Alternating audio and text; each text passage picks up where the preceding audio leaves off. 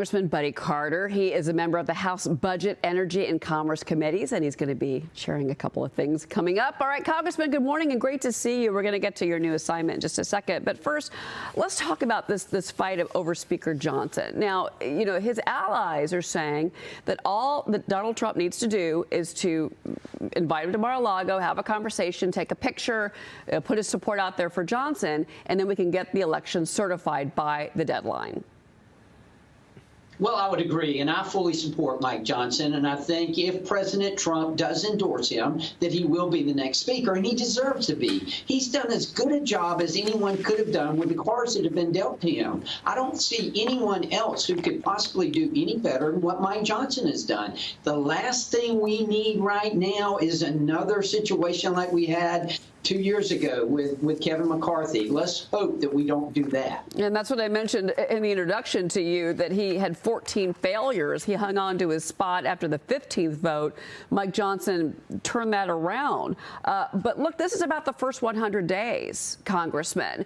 And the concern here, if we do have some more chaos in the House, and we've already seen that with the CR last week, is that you're going to have a delay of that 100-day agenda. And it's important for Donald Trump to get in there day one and begin to make things happen. Absolutely. You're a very astute observation. The first 100 days are going to be very, very important to Donald Trump's administration, to this upcoming administration. And we all understand that. And the last thing we need is a speaker's race or controversy there. We all need to be together concentrating on promoting the agenda that this president has. Remember, Americans voted overwhelmingly to put him in the office and to change things. And he's got to do that. And he's got to have our support to do it. Well, I want to talk about spending, staying with what we saw with the budget fight in Washington. The Department of Government Efficiency's X account highlighted some of the more outrageous government spending we saw in 2024. And this is what the American people want. They want this spending cut. Here are some of the things they found. More than $2 million for border security for Paraguay, not the U.S., $20 million on a new Sesame Street show in Iraq, $10,000 to support a climate change-focused ice skating show that, by the way, featured drag queens. Kentucky Senator Rand Paul's annual Festivus report showed over $1 trillion in needless government spending he says can be axed immediately. Some of the more egregious spending includes $12 million spent by the Interior Department on a pickleball court in Las Vegas, $2 million Health and Human Services grant to study kids looking at Facebook ads about food, $3 million for the Department of State to spend on girl-centered climate action. Oh, that was spending was in Brazil, Congressman. You know, and Rand Paul also, by the way, he did say on Fox and Friends, he said, look, he believes the DOGE can help limit and draw attention to spending.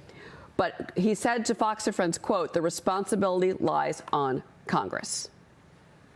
Well, it does, and that's why we have the DOGE caucus, because remember, Vivek and Elon, they're great businessmen, obviously very successful, obviously very smart, and we need them. We need them to identify the waste, fraud, and abuse. But it's going to have to be us in Congress who take it one step further and who change it, because we are the ones with the authority. They're not really going to have any authority. Yes, they can point out problems to us, point out where the waste, fraud, and abuse is and where we need to tighten up, but we in Congress are going to be the ones who have to follow through on that. All right, let's talk about your new role in the new Congress, 119th Congress, which is incoming. You were selected to chair the Energy and Commerce Subcommittee on Health. House Energy and Commerce Committee Chair-elect Brett Guthrie did appoint you to that role. He says this, quote, Congressman Carter's lifelong work as a community pharmacist has given him the unique understanding of the challenges facing our healthcare system and the work Congress needs to undertake to lower healthcare costs. Congressman, talk to us about the work that you plan to do, and what is the first thing that you want to address?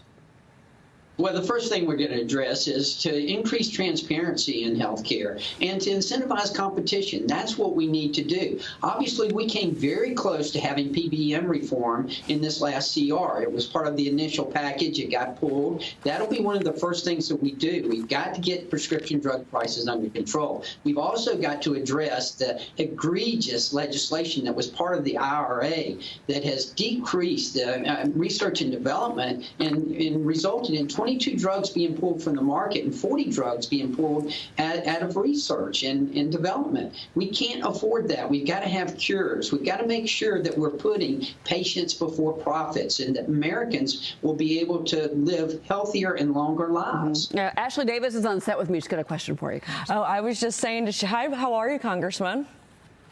Good, good. Nice to see you. I was saying to Cheryl before we started that I bet your #1 thing would be PBM reform, but I was also going to ask you about 340B. What do you think about that? Oh, absolutely. 340B is a program that has evolved into something it was never intended to be. And what we need is transparency. You know, that program was intended for federally qualified health centers and for rural hospitals, but it has evolved into something much more than that. And look, we get it. We understand that there are needs in these hospitals, but we're never going to be able to address healthcare costs unless we have transparency, unless we can see where the problem is. And that's where the 340B program is being used by these larger healthcare centers to cover up those problems that we have. We need to identify those concerns, and that's the way that we can address them. Congressman, we're really looking forward to your work on that committee. In particular. Congressman Buddy Carter, great to see you, sir. Good to see y'all. Thank you. Merry Christmas. Oh, Merry Christmas to you.